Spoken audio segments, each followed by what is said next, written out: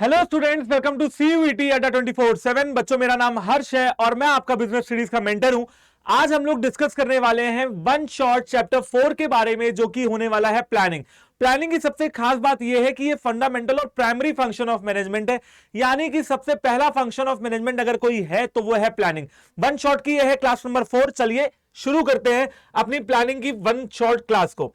तो भाई सबसे पहले हमें प्लानिंग में पढ़ना क्या क्या है ये मैं आपको बता देता हूं। देखो यार, प्लानिंग में हम कवर करने वाले हैं दो तीन चीजों को। चैप्टर बहुत ज्यादा बड़ा नहीं है, छोटा चैप्टर है। कंपैरेटिवली प्रिंसिपल ऑफ मैनेजमेंट से देखा जाए, बिजनेस एनवायरनमेंट से देखा जाए तो छोटा चैप्टर है। अब प्लानिंग के चैप्टर में हम लोग सबसे पहले कवर करेंगे कि भाई प्लान्स क्या होते हैं, प्लान्स कैसे बनाए जाते हैं, प्लानिंग का प्रोसेस क्या है। सबसे ज्यादा इंपॉर्टेंट इस पूरे चैप्टर में एक ही चीज निकल के आती है, वो है प्लानिंग की प्रोसेस। और इसके अलावा हम जानेंगे कि टाइप्स ऑफ प्लान के बारे में, standing plan, single use plan, objective, budget, programme, ये सारी चीजें हम इस चैप्टर में सीखने वाले हैं। तो चलिए सबसे पहले आपको बताता हूं कि भाई प्लानिंग क्या होती है। यार देखो, कोई भी मैनेजर, किसी भी कंपनी का मैनेजमेंट या कोई भी मैनेजर अपने किसी भी काम को शुरू करने से पहले, किसी भी एक्टिविटी को परफॉर्म करने से पहले ऑब्जेक्टिव को अचीव करने के लिए एक्टिविटीज करनी पड़ेंगी, कुछ काम करना पड़ेगा, कोर्स ऑफ एक्शन करना पड़ेगा, है ना।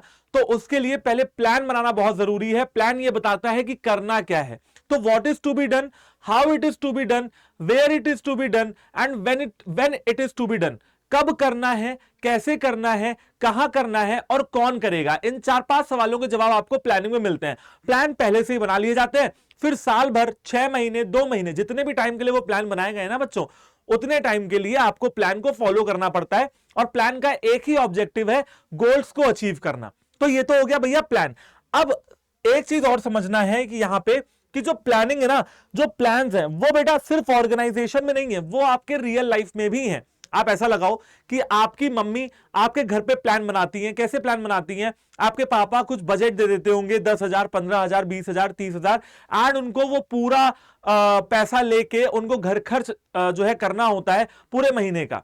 एंड वो पूरा प्लान बना के रखती है कि हाँ यार, इतना इलेक्ट्रिसिटी में जाएगा, इतना बच्चों की पढ़ाई में जाएगा, इतना दवाइयों में जाएगा, इतना केबल वाले को देना है, इतना पेपर वाले को देना है। ये सारी चीजें उनको फिक्स करके रखनी पड़ती होंगी। और ऐसा क्यों करती हैं? क्योंकि उनको पता है कि यार ये बजट अब मुझे एलोकेट हो चुका है और मुझे प्लान बनाना बहुत जरूरी है।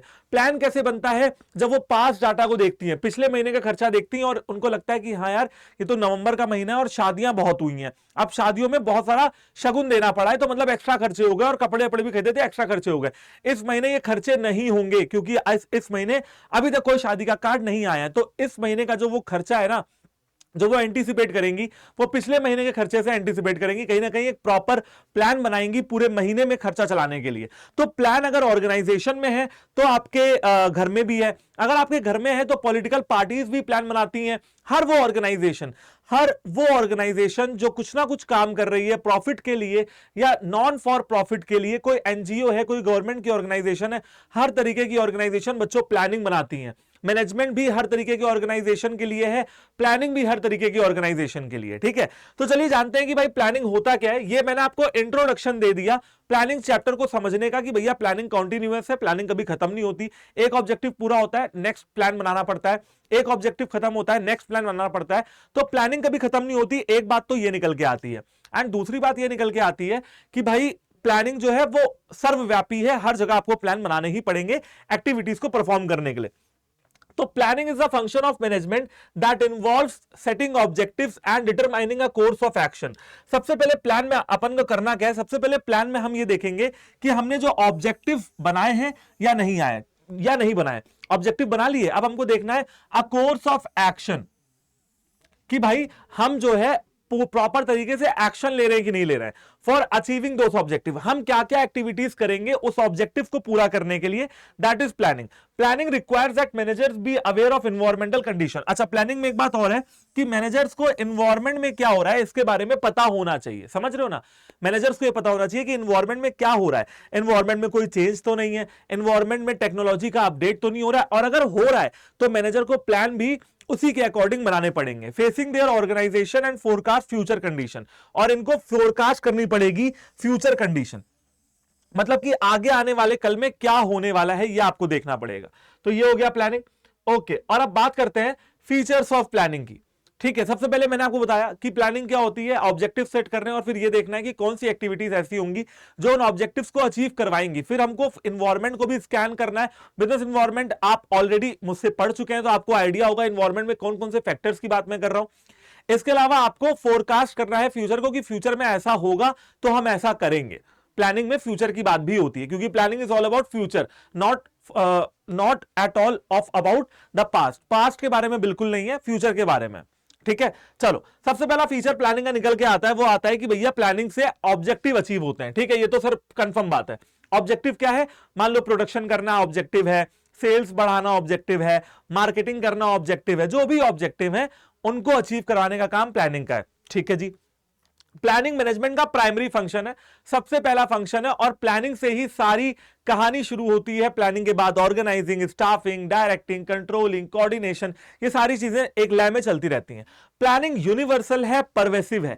प्लानिंग दुनिया में हर कहीं है। घर की बात करें, पॉलिटिकल पार्टी की बात करें, एनपीओ की बात करें, एनजीओ की बात करें, प्रॉफिटेबल ऑर्गेनाइजेशन की बात करें, किसी भी तरीके की ऑर्गेनाइजेशन की बात करें, प्लानिंग इज मैंडेटरी। और अगर इंडिविजुअल की बात करें तो एक बच्चा, एक बाप, एक मां, एक बहन, एक भाई, हर कोई प्लानिंग कर रहा है। समझ रहे हो ना भाई। अगर कोई स्टूडेंट है, अगर कोई स्टूडेंट लाइफ में है तो वो प्लान कर रहा है कि मेरे को कल क्या पढ़ना है। अगर कोई वर्किंग क्लास में है, कोई वर्क कर रहा है, एम्प्लॉई है, तो वो ये प्लान कर रहा है कि मेरे को कल क्या करना है। समझ रहे हो, कल क्या करना है ना, यही होती है प्लानिंग। फिर आते हैं प्लानिंग इज कॉन्टिन्यूअस। बेटा प्लानिंग क्या है, कॉन्टिन्यूअस एक्टिविटी है, कभी खत्म नहीं होती। आज आप बोर्ड्स के लिए प्रिपेयर कर रहे हो, ठीक है, फिर आप सीयूटी के लिए प्रिपेयर करोगे, फिर आप सीयूटी हो जाएगा तो फिर आप एडमिशन ले लोगे किसी अच्छे से कॉलेज में, फिर आप सेमेस्टर्स के लिए प्रिपेयर करोगे, फिर आपका ऑब्जेक्टिव हो जाएगा असाइनमेंट बनाना। ठीक है, 3-4 साल बीत जाएंगे बीकॉम बीबीए के, फिर आप एमबीए एमकॉम की तैयारी करोगे, फिर आप उसमें एडमिशन लोगे। ऑब्जेक्टिव्स कभी खत्म नहीं होते, तो प्लान कैसे खत्म हो जाएंगे। बड़ी सिंपल सी बात है। Planning is continuous and planning is futuristic. Planning talks about the future, ठीक है, कल क्या होने वाला है। Planning involves decision making. Planning में हमको डिसीजन लेना होता है। क्या डिसीजन, यार देखो, मान लो आपको पढ़ाई करनी है। अब पढ़ाई करने के आजकल बहुत सारे वेरियस ऑप्शंस अवेलेबल है। ऑनलाइन पढ़ लिया, ऑफलाइन पढ़ लिया, यूट्यूब पढ़ लिया, ठीक है। तो अब एक बच्चे को मान लो कुछ तैयारी करनी है, वो ये देख रहा है कि यार ऑनलाइन पढ़ूं, ऑफलाइन पढ़ूं, क्या पढ़ूं। तो अब उसको यहां पे डिसीजन लेना पड़ेगा, एक प्लान को चूज करना पड़ेगा। एक ऑब्जेक्टिव तो सेट है, अच्छे नंबर लाना, बोर्ड्स में अच्छे नंबर लाना, सीयूटी में अच्छे नंबर लाना, ये ऑब्जेक्टिव तो सेट है। लेकिन बच्चा पढ़ेगा कैसे, ऑनलाइन पढ़ेगा या ऑफलाइन पढ़ेगा, उसमें से एक अल्टरनेटिव को वो सेलेक्ट करेगा। ठीक है, यहां पे लेगा वो डिसीजन। और सबसे आखिरी पॉइंट है planning is a mental exercise. यार देखो, प्लानिंग क्रिएट्स स्ट्रेस। ठीक है, जब प्लान करते हो तो बहुत सारी चीजें आती हैं, मन में उम्मीदें आती हैं। सबसे पहली बात तो जब आप प्लान करते हो ना, जब आप सोचते हो यार मैं जॉब करूंगा, फिर 50 लाख रुपए का पैकेज होगा, फिर पैसा आएगा तो क्या करूंगा, गाड़ी ले लूंगा, ये ले लूंगा, वो ले लूंगा, घर ले लूंगा, ऐसे रहूंगा, वैसे रहूंगा। आपने ना प्लान से उम्मीदें जगा ली अपने अंदर। अब 2-3 तरह की चीजें होंगी। प्लान या तो चल जाएगा या तो नहीं चलेगा। अगर चल गया तब तो बहुत अच्छी बात है, और नहीं चला तो भैया तकलीफ होगी। तो प्लानिंग कहीं ना कहीं मेंटल एक्सरसाइज है, आपको स्ट्रेस देती है। एक्सपर्ट्स को बुलाना पड़ता है, प्रोफेशनल्स को बुलाना पड़ता है, जो लोग मार्केट की रिसर्च करते रहते हैं उनको बुलाना पड़ता है, एंड उनके साथ अपन को प्लानिंग करनी पड़ती है। चलो भाई, अब इंपॉर्टेंस समझते हैं। फीचर्स का मतलब मैंने आपको एक बार बताया था। फीचर्स का मतलब होता है खूबियां या खासियतें क्या क्या है, फीचर्स, कैरेक्टरिस्टिक्स क्या क्या है। इंपॉर्टेंस का मतलब होता है कि भाई इससे आपको क्या फायदा है, ये आपकी लाइफ में कितना इंपॉर्टेंस मतलब है, इंपॉर्टेंट रोल है। तो प्लानिंग का सबसे पहला इंपॉर्टेंस क्या है, प्लानिंग प्रोवाइड्स डायरेक्शन। देखो यार, एक रोड मैप, एक प्लान अगर होता है तो उस रोड मैप में चलने की आसानी होती है। जैसे हम लोग आपको पढ़ा रहे हैं, चलो मैं अपना एग्जांपल देता हूं, शायद आप बात समझ जाओ। जैसे मैं अभी आपके लिए वन शॉट प्रोवाइड करा रहा हूं, ये हमारे एक प्लान का हिस्सा है, टीचिंग प्लान का हिस्सा है कि हाँ यार हमें बच्चों को पढ़ाना है। ऐसे ही जो पेड क्लासेस है, जहां पे बच्चा आता है, सब्सक्रिप्शन लेता है एंड हमसे पढ़ाई करता है, 2-2 3-3 घंटे हम उसको पढ़ाते हैं, वहां पे भी हम लोग प्लान बनाते हैं। कहीं ना कहीं हर चीज में प्लानिंग इन्वॉल्व है ना। प्लानिंग ही हमको वो डायरेक्शन देती है। जैसे मुझे बताया गया कि हाँ भाई मेरे वन शॉट बनाने हैं, तो मैंने पूरा प्लान बनाया कि इस दिन ये बनाऊंगा, इस दिन ये बनाऊंगा, ये कंटेंट आपके लिए तैयार करूंगा। तो ये जो पूरी चीजें है ना, यही प्लान है। एक रोड मैप, एक टाइम टेबल, एक ऐसा कागज जिसपे सारी चीजें लिखी हो, स्ट्रेटेजी वगैरह, उसे हम कहते हैं प्लानिंग। और उससे अपन को क्या मिलती है, उससे अपन को डायरेक्शन मिलती है। Planning reduces the risk of uncertainty. Planning से अनसर्टेनिटी कम हो जाती है। अनसर्टेनिटी का क्या मतलब है बेटा, अनसर्टेनिटी का मतलब है कल क्या होने वाला है हमको पता नहीं है, वो होती है अनसर्टेनिटी, कि कल क्या होने वाला है। अब अगर आप प्लान बना के चलोगे ना, तो आप कहीं ना कहीं उस प्लान पे वर्क करोगे और अपना कल आप बदल दोगे। अगर कल आप फेल होने वाले थे, आज प्लान बनाया, आज पढ़ाई की, तो क्या पता कल आप पास भी हो जाए। तो प्लानिंग से अनसर्टेनिटी का जो रिस्क है वो कम होता है। एक बात और, अनसर्टेनिटी का रिस्क खत्म नहीं होता है, कम होता है। बेटा तूफान आने वाला है केरला में, सरकार ने लोगों की जमीन खाली करवा दी। तूफान तब भी आएगा, नुकसान तब भी होगा, लेकिन बस तूफान से नुकसान कम कर देंगे प्लान बना के। ठीक है, planning reduces overlapping and wasteful activities. Planning से ओवरलैपिंग और वेस्टफुल एक्टिविटीज नहीं होती हैं। ठीक है, ओवरलैपिंग का यहां पे ये मतलब है कि अगर आप प्लान बना के चलोगे ना, तो एक ही चीज को दो लोग नहीं करेंगे, एक ही चीज को एक आदमी करेगा। याद है ना, unity of command, unity of direction, जहां पे एक आदमी एक ही आदमी से ऑर्डर ले रहा है और एक आदमी एक ही काम कर रहा है। ठीक है, डिवीजन ऑफ वर्क, स्पेशलाइजेशन। तो यहां पे ओवरलैपिंग नहीं होगी, सिंपल सी बात है। अगर आप प्लान बना के चलोगे, अगर मुझे पता है कि मैं बिजनेस स्टडीज पढ़ा रहा हूं एंड अमन सर अकाउंट्स पढ़ा रहे हैं, ठीक है, या कोई और टीचर कोई और सब्जेक्ट पढ़ा रहा है, तो मैं फिर अकाउंट्स नहीं पढ़ाऊंगा, मैं फिर मैं बिजनेस स्टडीज पढ़ाऊंगा। इससे क्या होगा बच्चों, इससे ओवरलैपिंग नहीं होगी एक्टिविटीज की। ठीक है ना, समझ गए। अब आते हैं वेस्टफुल एक्टिविटीज पे। प्लानिंग में अगर आप प्लान बना के चलोगे कि मुझे क्या करना है क्या नहीं करना है, तो उससे आपकी एक्टिविटीज जो है कंट्रोल्ड हो जाएंगी। आप सिर्फ इंपॉर्टेंट एक्टिविटीज पे ध्यान दोगे, जो एक्टिविटीज बेकार है, वेस्टफुल है, उनको नहीं करोगे। मैं बता देता हूं, आपने ना जब आप प्लान बनाते हो तो आप प्रायोरिटी सेट करते हो। जैसे आपने पापा से जिद की हुई है कि पापा मेरे को बाइक चाहिए, मेरे को बाइक चाहिए। पापा की अपनी कुछ प्रायोरिटीज हैं, मान लो जैसे आपको मान लो कुछ और उनके खर्चे हैं या उनको मेडिकल एक्सपेंसेस देना है, तो उनकी पहली प्रायोरिटी होगी मेडिकल एक्सपेंसेस, फिर उनकी दूसरी प्रायोरिटी होगी आपकी पढ़ाई, ठीक है, पढ़ाई का खर्चा, स्टडी के लिए, फिर उनकी तीसरी प्रायोरिटी होगी कि घर प्रॉपर तरीके से चलता रहे। ठीक है, अपने आप को अपने पिताजी की जगह जो है रख के सोचो। ठीक है, उनकी तीसरी प्रायोरिटी होगी कि भाई घर अच्छे से चलता रहे, फ्लो रहे मनी का। और चौथी उनकी प्रायोरिटी होगी कि कहीं जाके अगर पैसे बच जाते हैं तो वो कुछ महीने पैसे बचा के फिर आपको एक अच्छी सी बाइक दिला दें। राइट, अब बाइक की प्रायोरिटी सबसे लास्ट में इस वजह से क्योंकि पापा को पता है कि ये सारी चीजें बहुत जरूरी हैं। ठीक है, तो उनको पता है कि वेस्टफुल एक्टिविटीज को हमें क्या करना है, खत्म कर देना है, प्रायोरिटी सेट करनी है। दैट इज द प्लानिंग, कि पहले क्या करना है, बाद में क्या करना है, थर्ड नंबर पे क्या होगा, फोर्थ नंबर पे क्या होगा। ठीक है, जो चीजें ज्यादा इंपॉर्टेंट है उनको आप फर्स्ट नंबर पे डालते हो obviously. Planning promotes innovative ideas. Planning से नए नए क्रिएटिव इनोवेटिव आइडियाज निकलते हैं। जब आप प्लान करते हो ना, तो इनोवेटिव आइडियाज निकलते हैं, क्योंकि प्लानिंग करने के लिए आपको एम्प्लॉइज की जरूरत पड़ती है, आपको प्रोफेशनल्स की जरूरत पड़ती है जो आपको बताते हैं कि यार देखो मार्केट में ऐसा हो रहा है, तुम भी ऐसा ही करो, यार देखो ऐसा हो रहा है, तुम ऐसे प्रोडक्शन करो, तुम ये वाली टेक्नोलॉजी को खरीद लो, तुम इसको ले आओ, अपनी ऑर्गेनाइजेशन में एक्सपर्ट है। तो वहां से इनोवेटिव आइडियाज, कुछ नया करने की सीख मिलती है प्लानिंग जब हम करते हैं। Planning facilitates decision making. Planning से डिसीजन लेते हैं कि भैया किस मेथड को चुनना है, किस तरफ आगे बढ़ना है। Then planning establishes standards for controlling. देखो यहां पे एक बात और निकल के आती है, ये और हो गया, इसको फॉर कर लेते हैं अपन, स्टैंडर्ड्स फॉर कंट्रोलिंग।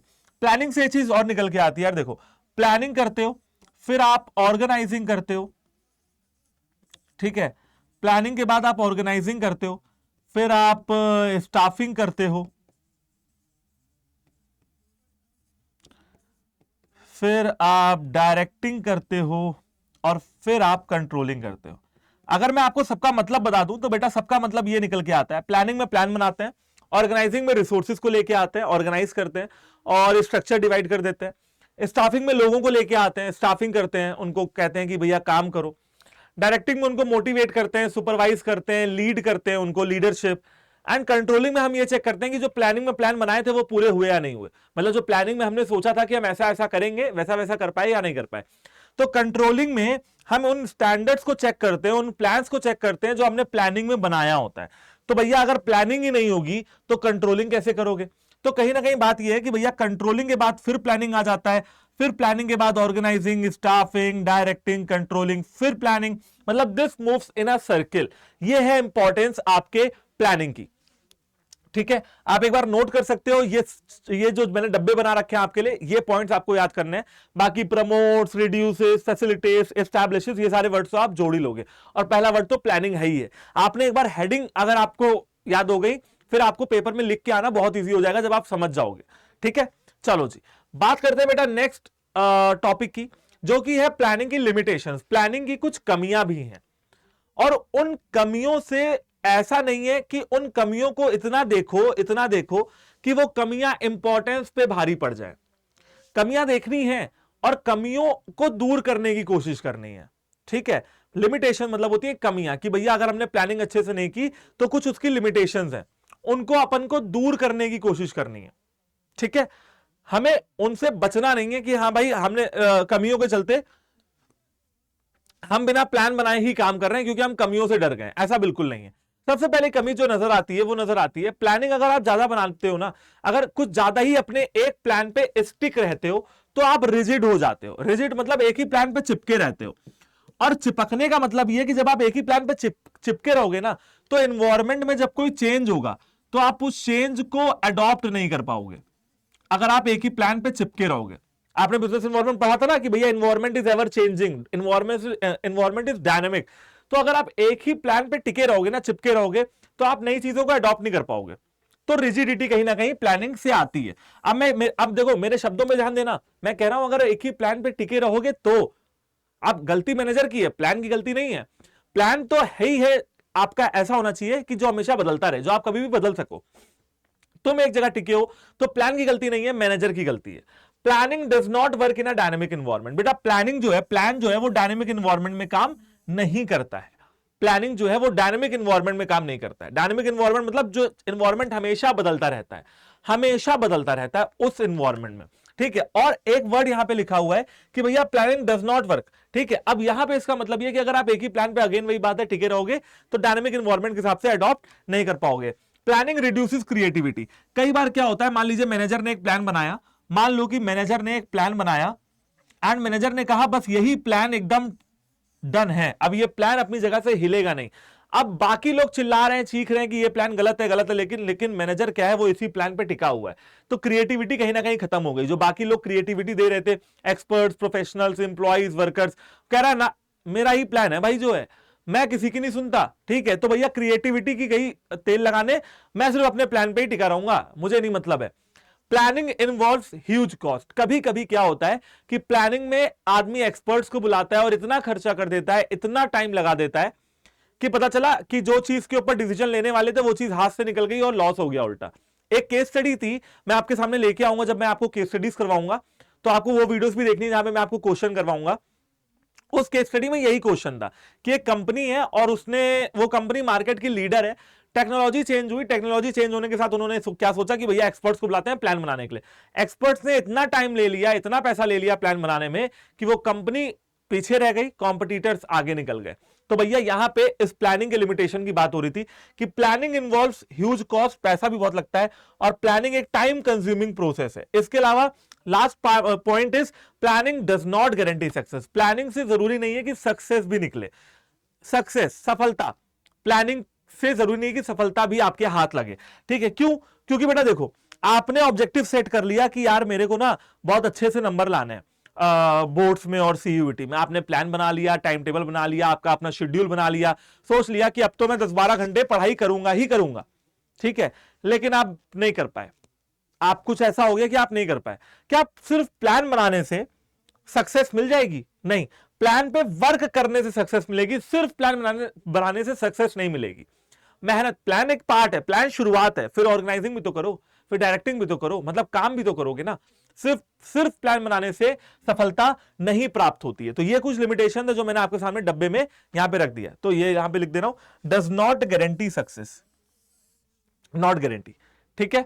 चलो जी, बात करते हैं नेक्स्ट पॉइंट की, नेक्स्ट पार्ट की, जो की है आपका प्लानिंग का प्रोसेस। इंपॉर्टेंट तो कहूंगा ही, इंपॉर्टेंट के साथ साथ मजा बहुत आने वाली है इसको पढ़ने में, क्योंकि बिल्कुल रियल लाइफ से रिलेट करके आपको समझाऊंगा, ठीक है। तो बिल्कुल कुर्सी की पेटी बांध लो एंड समझो इसको ध्यान से, ठीक। चलो, सबसे पहले हमको यह देखना है कि प्लानिंग में हम प्लान बनाने से पहले ना, प्लान तो तब बनेगा जब यह पता लगेगा कि ऑब्जेक्टिव क्या है।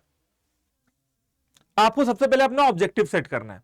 तो मान लो किसी बच्चे का ऑब्जेक्टिव है कि यार मुझे ना बोर्ड्स में 90 प्लस और सीयूईटी में 750 प्लस स्कोर करना है। मान लो किसी बच्चे का ऑब्जेक्टिव है कि मेरे को बेस्ट नंबर चाहिए, मैं काबिल हूं तो मुझे मिलना चाहिए, एंड फिर मैं एक बहुत ही अच्छे से कॉलेज में एडमिशन ले लूं। तो किसी बच्चे का ऑब्जेक्टिव तो बच्चे ने अपना सेट कर लिया। Developing planning premises. अब कुछ अजम्पशंस वो बच्चा लेके चलेगा। जैसे मैं 8 घंटे स्टडी करूंगा, मैं स्कूल जाऊंगा, हर सर की, अमन सर की वीडियोस देखूंगा, मॉक टेस्ट लगाऊंगा और अपने शेड्यूल पे स्टिक रहूंगा, टीवी नहीं देखूंगा, डिस्टर्ब नहीं होऊंगा, डिस्ट्रैक्ट नहीं होऊंगा, ऐसी कुछ उसको अजम्पशंस लेने पड़ेंगे। भाई इन अजम्पशंस के बेसिस पे ही तो वो काम करेगा ना। ठीक है, तो अजम्पशन उसने बना लिया कि हाँ भाई मैं कुछ अजम्पशन बना लेता हूं कि मैं ऐसे ऐसे चलूंगा। अजम्पशन का मतलब होता है उसने कुछ चीजें मान ली हैं, अज्यूम कर ली हैं। ठीक है भाई, अज्यूम कर ली, बहुत बढ़िया। अब वो देखेगा कि यार पढ़ाई कैसे करूं, identifying alternative courses of action, यानी कि जो मैंने सोचा है ना, ऑब्जेक्टिव मेरा है 90 प्लस, 95 प्लस और सीयूईटी में 750 प्लस, उसको अचीव करने के लिए क्या क्या अलग अलग तरीके हो सकते हैं पढ़ाई करने के। तो चलो मान लो बच्चे ने सोचा या तो यार ऑनलाइन पढ़ाई कर लूं और या तो ना मैं ऑफलाइन पढ़ाई कर लूं, तो उसने दो जो है अल्टरनेटिव कोर्सेज ऑफ एक्शन निकाले कि या तो ऑनलाइन पढ़ाई कर लूं और या तो ऑफलाइन पढ़ाई कर लूं। अभी इसने ढूंढ लिया। अब आते हैं इवैल्यूएटिंग। अब वो ऑनलाइन को इवैल्यूएट कर रहा है, ऑनलाइन के प्रोज और कॉन्स को देख रहा है। ठीक है, और इधर वो ऑफलाइन के प्रोज ऑन कॉन्स को देख रहा है, मतलब कि निगेटिव एस्पेक्ट और पॉजिटिव एस्पेक्ट को देख रहा है कि भाई ऑनलाइन में क्या क्या चीजें मिलेंगी, क्या क्या चीजें नहीं रहेंगी, ऑफलाइन में क्या क्या चीजें मिलेंगी, क्या क्या चीजें नहीं रहेंगी। ठीक है, उसने इवैल्यूएट कर लिया, यानी कि उसने क्या कर लिया, डिटेल्ड स्टडी कर ली। इवैल्यूएट मतलब क्या हो जाएगा, डिटेल्ड स्टडी। उसने डिटेल में स्टडी कर ली कि भाई मेरे लिए बेस्ट क्या रहेगा, डिटेल स्टडी हो गई। सेलेक्टिंग अल्टरनेटिव, फिर उसने एक अल्टरनेटिव को सेलेक्ट कर लिया। उसने सोचा यार ऑनलाइन पढ़ूंगा तो कहीं जाना नहीं पड़ेगा, टाइम बचेगा, पैसे बचेंगे और एजुकेशन भी उतनी कॉस्टली नहीं है ऑनलाइन, और बेस्ट टीचर्स पढ़ा रहे हैं, मॉक टेस्ट मिल जाएगा उसी पैसे में, किताबें मिल जाएंगी उसी पैसे में, मतलब एक वन स्टॉप सोल्यूशन बच्चे के लिए निकलता है। अब ऑनलाइन उसने सोच लिया। अब उसने एक अल्टरनेटिव को सेलेक्ट कर लिया। अल्टरनेटिव क्या सेलेक्ट कर लिया, ऑनलाइन, और यहीं पे उसने डिसीजन ले लिया अपना। तो ये जो स्टेप है ना, that this step is all about decision making. ये स्टेप बात करता है डिसीजन लेने की, डिसीजन मेकिंग। डिसीजन उसने ले लिया, अपना बना लिया कि भाई मेरे को ऑनलाइन पढ़ाई करनी है। अब उसने अपने पूरे प्लान को धमाकेदार तरीके से इंप्लीमेंट कर दिया, पूरा प्लान फॉलो करने लगा, पूरा सब कुछ करने लगा, प्लान इंप्लीमेंट कर दिया। ठीक है, और अब आ गया साल 2024। अब वो ये देखेगा 2024 में कि जो उसके बनाए हुए प्लान है वो सही तरीके से काम कर रहे हैं या नहीं कर रहे हैं, या 2023 के अंदर ही वो क्या करेगा, देखेगा कि मेरे प्लान अच्छे तरीके से काम कर रहे हैं या नहीं कर रहे हैं। ठीक है ना, जो मैंने सोचा था वो मैं अचीव कर पा रहा हूं कि नहीं कर पा रहा हूं, जिस तरीके से मैंने सोचा था उस तरीके से मुझे एजुकेशन मिल रही है या नहीं मिल रही है। अब आप मेरे पीछे यहां से यहां तक देखिए। ठीक है, पूरा देखिए। सेटिंग ऑब्जेक्टिव, ऑब्जेक्टिव सेट कर लिया बच्चे ने, प्रीमाइसिस डेवलप कर लिए, आइडेंटिफाई कर लिया कहां कहां से पढ़ सकता है, इवैल्यूएट कर लिया कहां से पढ़ना चाहिए, फिर उसके बाद उसने एक अल्टरनेटिव को सेलेक्ट कर लिया, फिर उसने प्लान को इंप्लीमेंट कर दिया, एंड फिर वो देख रहा है, चेक कर रहा है कि भाई मेरे प्लान अच्छे तरीके से काम कर रहे हैं या नहीं कर रहे हैं। That is follow up action. अब यहां पे बच्चों समझने वाली बात यह है कि ये तो एक एग्जाम्पल था। अब आपको क्या करना है, इसको आप ऑर्गेनाइजेशन से रिलेट कर लो, खुद ही कर लोगे, इतना अच्छे से आपको मैंने समझा दिया है, आई होप। ठीक है, चलो भाई अब इसको थोड़ा डिटेल में समझ लेते हैं। सेटिंग ऑब्जेक्टिव का मतलब है कि भैया एक ऑर्गेनाइजेशन, अब आपको बहुत जल्दी जल्दी समझ में आ जाएगा क्योंकि प्रोसेस पे इतना टाइम दे दिया ना, एग्जांपल पे इतना टाइम दे दिया ना, अब ये सारे प्रोसेस आपको बहुत झटके में समझ में आ जाएगी। देखो, ऑब्जेक्टिव का मतलब ये होता है कि ऑर्गेनाइजेशन चाहती क्या है, what the organisation wants to achieve. ठीक है, और जो भी ऑब्जेक्टिव आपने सेट किया है वो आपको पूरी ऑर्गेनाइजेशन को और अलग अलग डिपार्टमेंट को बताने पड़ेंगे कि हाँ भाई मेरे ये ऑब्जेक्टिव है। Within the organisation very clearly to determine how all department would contribute towards overall objective। आपको हर डिपार्टमेंट को ये बताना है कि मेरे ये ऑब्जेक्टिव है, हमारी कंपनी ये करना चाहती है, ताकि हर डिपार्टमेंट कंट्रीब्यूट कर सके उस ऑर्गेनाइजेशनल ऑब्जेक्टिव पे। डेवलपिंग प्रीमाइसिस, प्रीमाइसिस डेवलप करने का सबसे पहला मतलब ये कि जो प्लान बनते हैं वो कुछ असम्पशंस पे बनते हैं, कुछ प्री अजम्पशन पे बनते हैं कि हाँ भाई ऐसा होगा तो ऐसा करेंगे, वैसा होगा तो वैसा करेंगे। जैसे कुछ कंपनियां आज भी कोविड-19 को एक थ्रेट मानती होंगी, ठीक है, जिनको 2020-2021 में बहुत नुकसान हुआ होगा। अब जैसे ही अगर लहर चली दोबारा, थर्ड वेव, फोर्थ वेव, तो वो कंपनियां सतर्क हो जाएंगी कि यार मैं अपने प्लान को बदल लेता हूं। समझ रहे हो, तो कुछ अजम्पशन लेके चल रहे हैं। फिर इन अजम्पशंस को हम प्लानिंग के भाषा में क्या कहते हैं, प्रीमाइसिस कहते हैं। क्या कहते हैं जी, प्रीमाइसिस कहते हैं। ठीक है, all managers involve in planning should be familiar with them. सारे मैनेजर जो कि प्लान बना रहे हैं या प्लानिंग में इन्वॉल्व है, उनको उन असम्पशंस पे ध्यान देना पड़ेगा।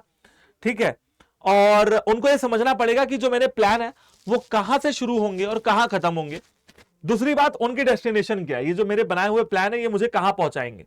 तो मैनेजर्स को अवेयर रहने की जरूरत है कि जो प्लान है ये किस तरीके से हमको कहां ले जाएंगे, फैक्ट्स होने चाहिए, फिगर्स होने चाहिए, न्यूमेरिकल टर्म्स में हमको कहां ले जाएंगे, ठीक है, काम करेंगे या नहीं करेंगे ऐसा मान के चलना है। Identifying alternative courses of action, अब एक मैनेजर को अलग अलग कोर्स ऑफ एक्शन देखना पड़ेगा, अलग अलग ऑल्टरनेटिव्स के ऊपर बात करनी पड़ेगी, ठीक है।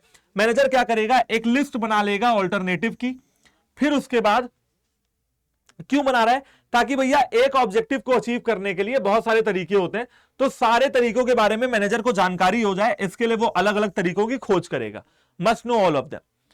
फिर आता है evaluating alternative course of action, अब एक मैनेजर क्या करेगा, अलग अलग अल्टरनेटिव कोर्सेज ऑफ एक्शन की बात करेगा, ठीक है, कि भाई ये अल्टरनेटिव है, ये अल्टरनेटिव है, और अब मैं इनको इवैल्यूएट करके देखता हूं, इनके पॉजिटिव इफेक्ट निगेटिव इफेक्ट को देखता हूं।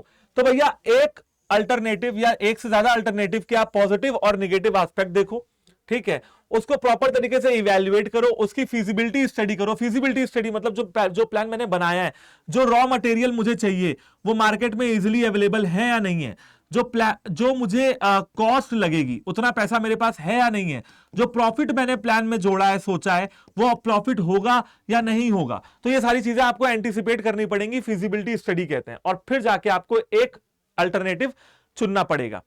फिर आ जाते हैं सिलेक्टिंग द बेस्ट अल्टरनेटिव। अब यहां पे रियल पॉइंट, बेटा ये समझो, real point of decision making यही है एक्चुअली में, जहां पे आपको एक प्लान को चुनना पड़ेगा।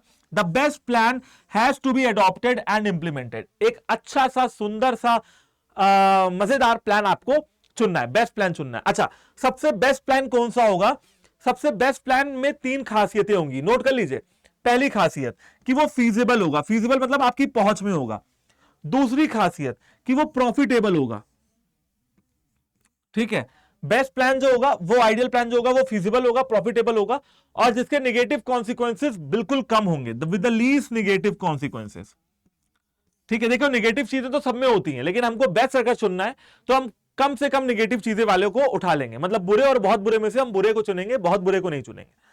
Subjectivity and managers experience, judgement and intuition are important to select the most viable alternative. देखो अल्टरनेटिव को सिलेक्ट करते समय डाटा की जरूरत पड़ती है जी, फिगर्स की पड़ती है, न्यूमेरिकल टर्म्स की पड़ती है, लेकिन कुछ चीजों की जरूरत और पड़ती है, जैसे कि मैनेजर का एक्सपीरियंस, मैनेजर का पर्सनल जजमेंट, और मैनेजर के अंदर की अंतरात्मा की आवाज। ये सारी चीजें कहीं ना कहीं एक प्रॉपर आपको अल्टरनेटिव सेलेक्ट करने में हेल्प करती है। मैं दोबारा रिपीट कर दे रहा हूं, बेस्ट प्लान सेलेक्ट करना है, फीजिबल होना चाहिए, प्रॉफिटेबल होना चाहिए, और जिसके नेगेटिव कॉन्सिक्वेंसेस कम से कम हो। एक्सपीरियंस, जजमेंट और इंट्यूशन के हिसाब से मैनेजर क्या करता है, एक अल्टरनेटिव को सिलेक्ट करता है। लास्ट में 6 पॉइंट में आता है आपको प्लान को इंप्लीमेंट कर देना है, putting the plan into the action, putting the plan into action. और यहां पे आपको क्या करना है, यहां पे आपको प्लान इंप्लीमेंट करना है, ठीक है। हाँ देखो, अगर प्लान इंप्लीमेंट करने का मतलब क्या है, अगर आपको प्रोडक्शन एक्टिविटी को बढ़ाना है तो आपको ज्यादा लेबर, ज्यादा मटेरियल, ज्यादा मशीनरी का यूज पड़ेगा, तो आपको क्या करना है, सारे रिसोर्सेज को प्रॉपर तरीके से ऑर्गेनाइज करना है। फिर आता है बच्चों 7 point, that is follow up action. Follow up action में हम क्या करते हैं, यहां पे हम देखते रहते हैं कि मॉनिटर करते रहते हैं कि जो प्लान मैंने बनाए थे वो प्रॉपर तरीके से अचीव हो रहे हैं या नहीं हो रहे हैं, that is follow up action, ठीक है। This involves monitoring the plans and ensuring that activities are performed according to the schedule or not. यहां पे आप मॉनिटर करते हो और ये देखते हो कि जो प्लान्स हैं, वो जो प्लान्स और एक्टिविटीज हैं, प्लान्स और एक्टिविटीज जो हैं वो शेड्यूल के हिसाब से परफॉर्म हो रही हैं या नहीं हो रही हैं। अच्छा, जहां भी प्लान में डेविएशन आ रहा है, जहां भी आपको लग रहा है कि नहीं हो रही है, वहां पे आपको इमीडिएट एक्शन लेने की जरूरत है और तुरंत आपको चेंज करने की जरूरत है, मेक चेंजेस। मतलब सिंपल सी बात है, यहां पे आपको चेक करना है कि जो प्लान मैंने बनाए थे वो प्रॉपर तरीके से काम कर रहे हैं नहीं कर रहे हैं, जो शेड्यूल मैंने सेट किया था उस शेड्यूल से काम हो रहा है नहीं हो रहा है। अगर हो रहा है तो बहुत अच्छी बात है, और अगर नहीं हो रहा है तो देखना यह है कि क्यों नहीं हो रहा है, तुरंत इमीडिएट एक्शन लेना है और तुरंत ही उसमें कुछ चेंज कर देना है। आई होप बच्चों कि आपको अभी तक 3 टॉपिक मैंने पढ़ाए, वो तीनों टॉपिक, चारों टॉपिक कवर हो गए होंगे। प्लानिंग का इंट्रोडक्शन दिया, इंपॉर्टेंस, फीचर, लिमिटेशन दी, और 5वीं चीज मैंने आपको पढ़ाई प्लानिंग की प्रोसेस। नेक्स्ट केस में हम बात करने वाले हैं अपने बिजनेस प्लान्स के बारे में।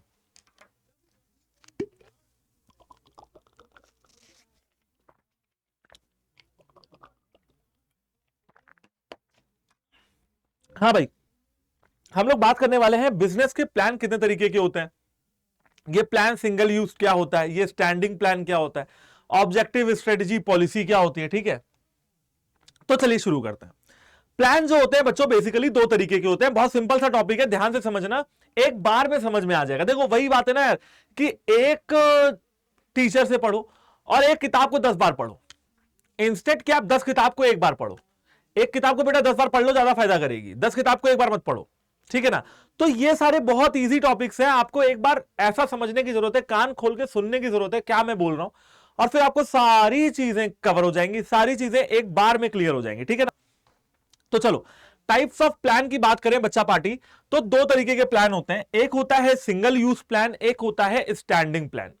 स्टैंडिंग को हम लोग रिपीटेडली यूज प्लान भी कहते हैं। रिपीटेडली नाम से पता लग रहा है, ऐसे प्लान जो रिपीट किए जाएं, जिनको रिपीटेडली यूज किया जाए वो होता है रिपीटेडली यूज प्लान। और ऐसे प्लान जो एक बार के लिए होते हैं उन्हें हम कहते हैं सिंगल यूज प्लान, या फिर स्पेशल प्लान, या फिर एडहॉक प्लान, ठीक है। एडहॉक का मतलब ही यही होता है। एडहॉक का मतलब हो गया, मान लो संविदा, जैसे परमानेंट नौकरी होती है और एक संविदा वाली नौकरी होती है। संविदा मतलब क्या हो गया कि भैया कभी भी निकाल सकते हैं तुमको, ठीक है ना। तो अब standing plan, repeatedly use plan, बेटा वो प्लान होते हैं बेटा जी जहां पे आप रिपीटेडली चीजों को देखते हो, प्लान एक ही प्लान को रिपीटेडली यूज करते रहते हो। जबकि सिंगल यूज प्लान वो प्लान होता है जहां पे आप एक प्लान को एक बार यूज करते हो फिर उसको फेंक देते हो। चलिए और डिटेल में समझते हैं। स्टैंडिंग प्लान बेसिकली एक ऐसा प्लान है जो आप लंबे समय तक यूज करते हो और उसको जल्दी से डिस्कार्ड नहीं करते हो। सिंगल यूज वो प्लान है, एक ऑब्जेक्टिव पूरा हुआ, प्लान बनाया था फेंक दिया, नेक्स्ट ऑब्जेक्टिव नया प्लान, नेक्स्ट ऑब्जेक्टिव नया प्लान, फिर नेक्स्ट ऑब्जेक्टिव न्यू प्लान। तो भाई कहने का मतलब है नया नया प्लान, नए नए प्लान बनते रहेंगे, ऑब्जेक्टिव बदलने के साथ, उसे कहते हैं सिंगल यूज प्लान। पढ़ के देखते हैं। These plans are formulated once and they are repeatedly used। ऐसे प्लान्स हम एक बार बनाते हैं और उनको रिपीटेडली यूज करते हैं, ठीक है, ओके। और ये प्लान मैनेजर्स को बहुत लंबे समय तक काम आते हैं, कॉन्टिन्यूअसली गाइड करते रहते हैं, ओके। इसमें क्या क्या आता है? Objective, strategies, policies, procedures, method और रूल। सिंगल यूज प्लान में क्या क्या आता है? These plans are connected with some special problem. ये जो प्लान होते हैं ना, ये कुछ एक स्पेशल प्रॉब्लम को, असाइनमेंट को, प्रोजेक्ट को कंप्लीट करने के लिए, एक प्रॉब्लम को टैकल करने के लिए ये प्लान बनाया जाता है, ठीक है। कौन से? Single use plan. After having been used once there is no importance of these plans.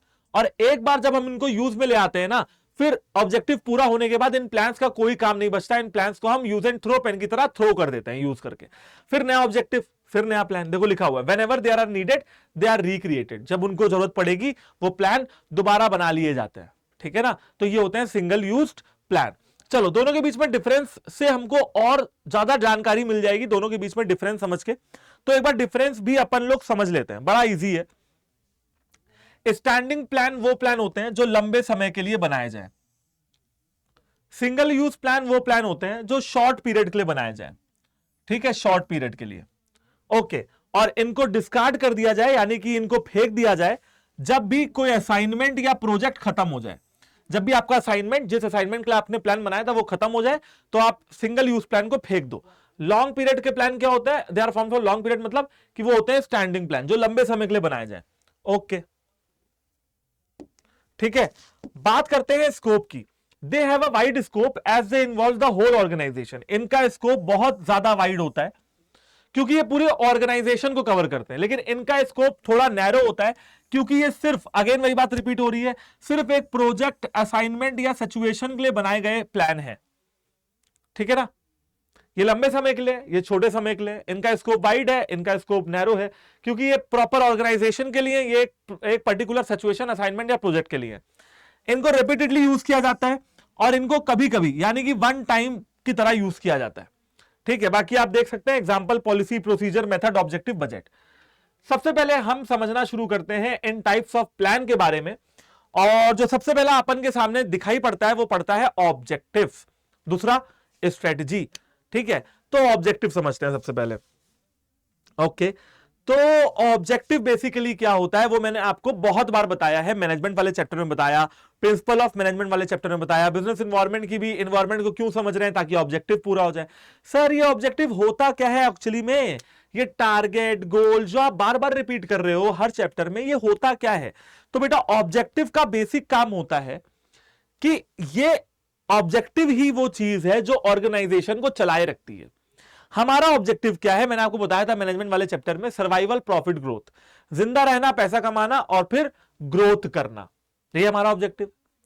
ये ऑब्जेक्टिव ही तो हमको मतलब जिंदा रख रहा है ना।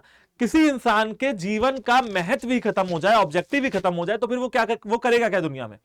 किसी भी ऑर्गेनाइजेशन के सारे ऑब्जेक्टिव पूरे ही हो जाएंगे तब तो वो भैया राजा हो जाएगी। राजा कोई है नहीं, निरंतर आपको प्रयास करने पड़ेंगे। आज भी अनिल अंबानी उतना ही टाइम अपने बिजनेस में देते होंगे, आज भी मार्क जुकरबर्ग उतना ही टाइम अपने बिजनेस में देते होंगे। क्यों?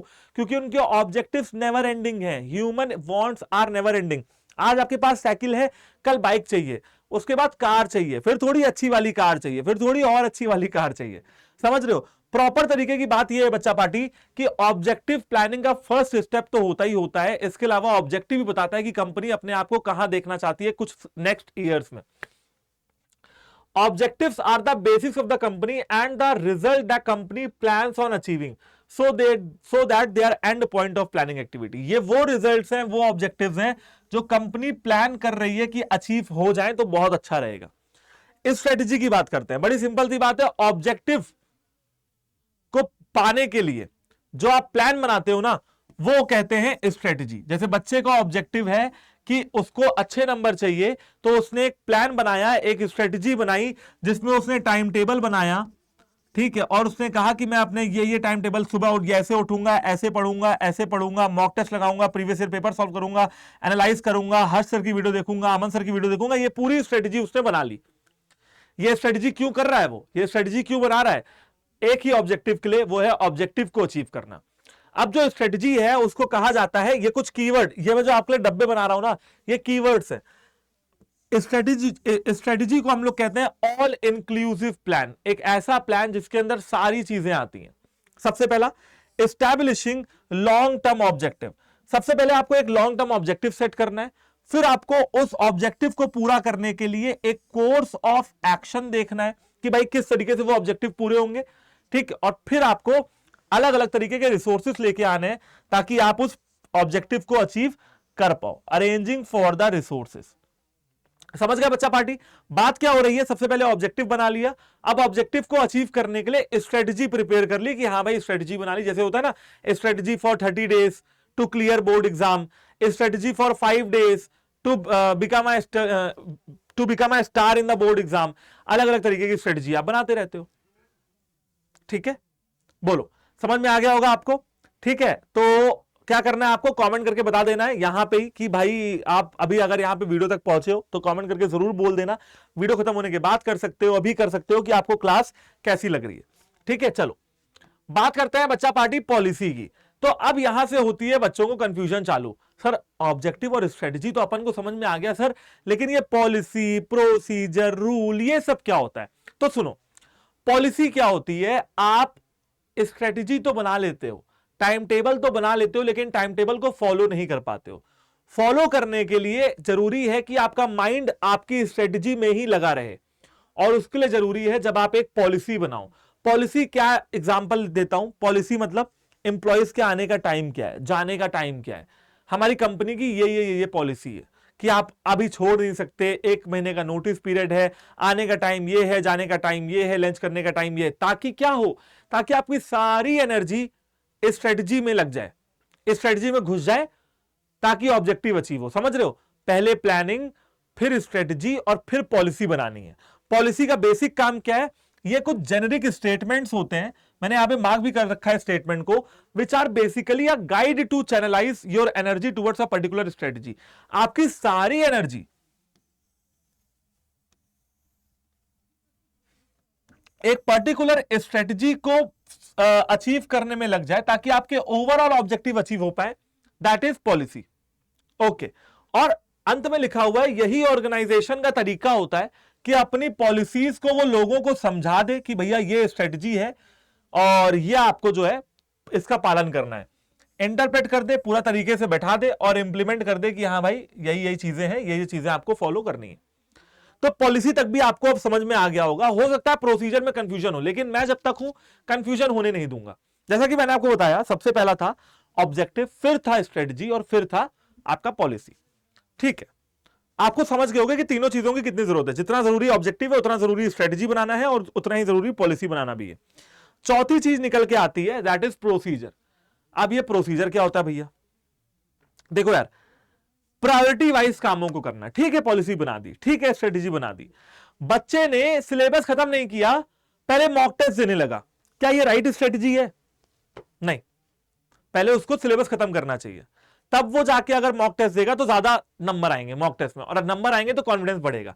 तो बेटा सबसे पहली बात तो ये समझ लो कि प्रोसीजर का काम होता है कि वो एक स्टेप वाइज गाइड होता है कि हम प्रोसीजर में चल रहे हैं, पहले ये करेंगे, फिर ये करेंगे, फिर ये करेंगे, फिर ये करेंगे, फिर ये करेंगे, फिर ये करेंगे, और जाके अचीव कर लेंगे अपने टारगेट को, ठीक है ना? तो इस तरीके का आपको प्रोसीजर एक लेना होता है। Okay, these are the step wise sequence, step wise आपको सीक्वेंस दिया जाएगा जो आपको फॉलो करना पड़ेगा, ठीक है?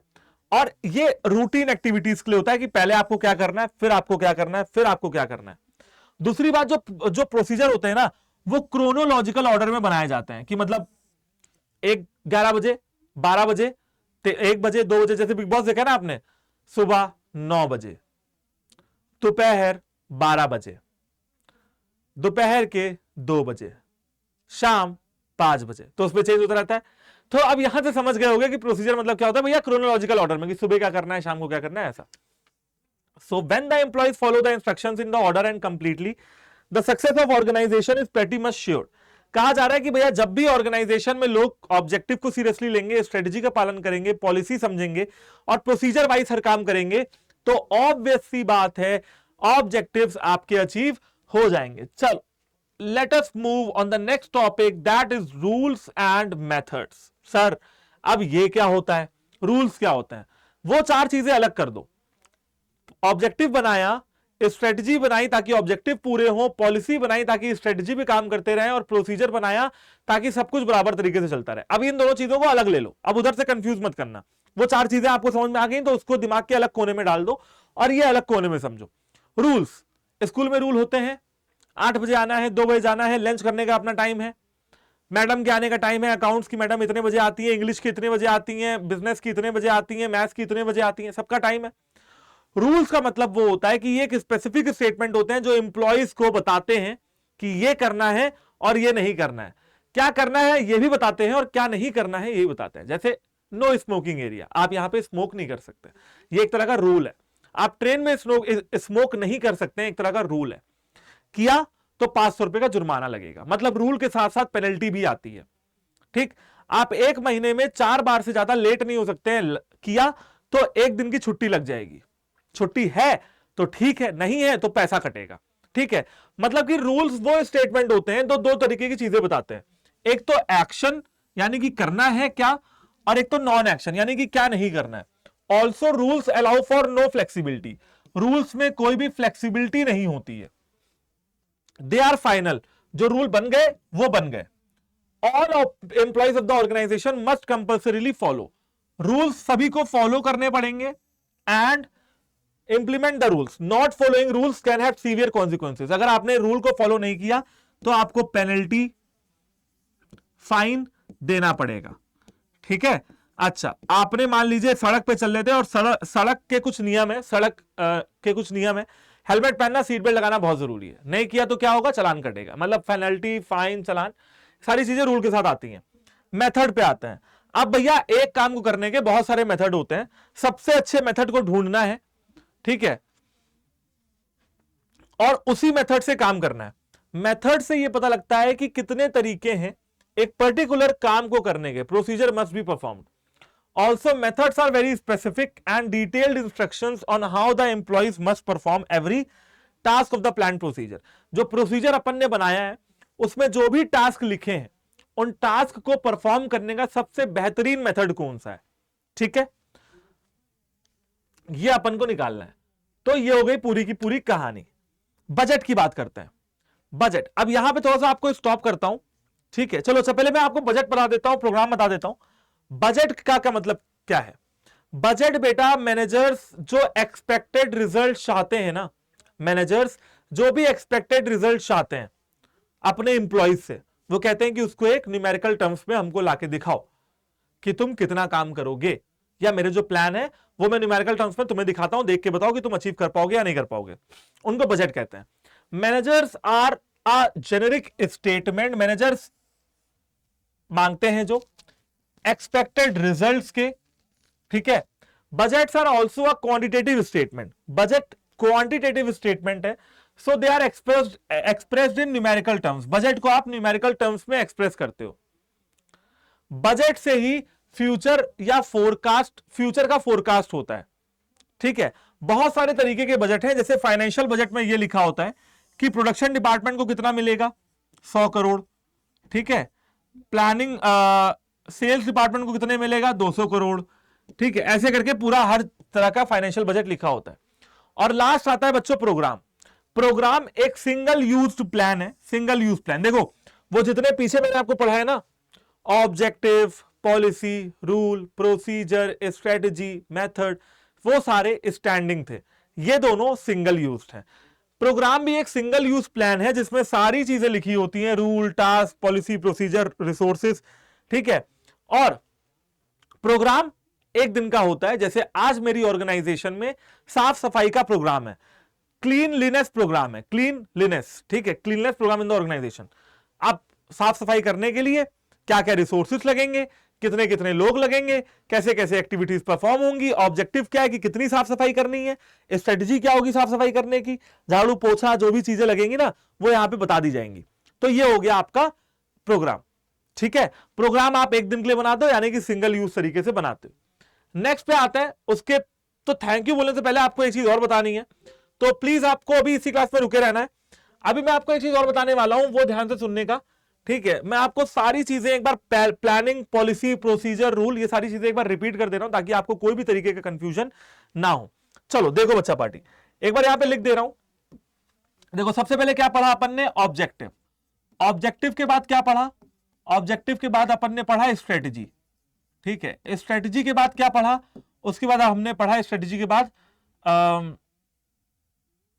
पॉलिसी, पॉलिसी के बाद पढ़ा प्रोसीजर, प्रोसीजर के बाद पढ़ा रूल, रूल के बाद पढ़ा मेथड, और मेथड के बाद पढ़ा हमने बजट, और बजट के बाद हमने पढ़ा प्रोग्राम। तो ये सारी चीजें हमने पढ़ी, और यही आपको समझना है कि क्या क्या चीजें हमने अभी तक समझी हैं। रिवाइज भी करवा दे रहा हूं और आपको एक एक लाइन में समझा दे रहा हूं कि भाई आपको याद कैसे रहेगा ये, ठीक है।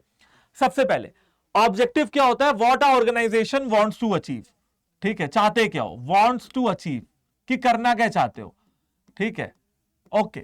स्ट्रेटजी क्या होता है, प्रॉपर एक एक्शन प्लान होता है, किस तरीके से आप ऑब्जेक्टिव अचीव करोगे, action plan to achieve the objective. अब आप रिलेट कर पाओगे, action plan to achieve the objective, ठीक है, ठीक है, आपने एक्शन प्लान बना लिया। पॉलिसी क्या होता है, पॉलिसी का मतलब यह है कि आपकी पूरी एनर्जी, होल एनर्जी कहां लग जाए, whole energy towards the strategy, कि आपकी पूरी एनर्जी स्ट्रेटजी को कंप्लीट करने में लग जाए ताकि ऑब्जेक्टिव अचीव हो जाए। प्रोसीजर का मतलब क्या होता है, ये स्टेप वाइज गाइडेंस देते हैं और सीक्वेंस बताते हैं, जो कि होता है क्रोनोलॉजिकल ऑर्डर में, क्रोनोलॉजिकल ऑर्डर में, ठीक है, ओके।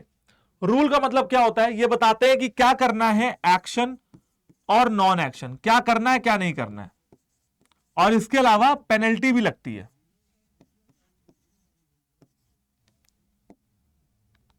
ये लो, नॉट रिस्पॉन्डिंग हो गया, कोई बात नहीं, वेट फॉर द प्रोग्राम कर लेते हैं। हाँ 1 मिनट बेटा रुकना, थोड़ी सी दिक्कत है, बस चेंज कर लेते हैं पेन को। हाँ, नॉन एक्शन और इस पे पेनल्टी भी लगती है, यानी कि सीवियर कॉन्सिक्वेंसेस, अगर आपने नहीं पालन किया तो सीवियर कॉन्सिक्वेंसेस भी हो सकते हैं, आपको उसके परिणाम, गलत परिणाम देखने को मिल सकता है। मेथड यानी कि वन बेस्ट वे जॉब को परफॉर्म करने के, जॉब परफॉर्मेंस, ठीक है, one best way of job performance, okay.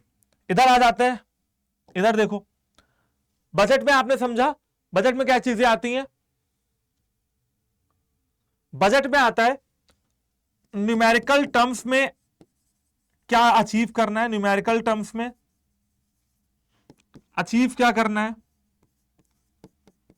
और प्रोग्राम में आता है डिटेल्ड स्टेटमेंट, सारी चीजें आती हैं डिटेल्ड स्टेटमेंट, और ये होता है सिंगल यूज्ड कि भाई आज का क्या प्रोग्राम है।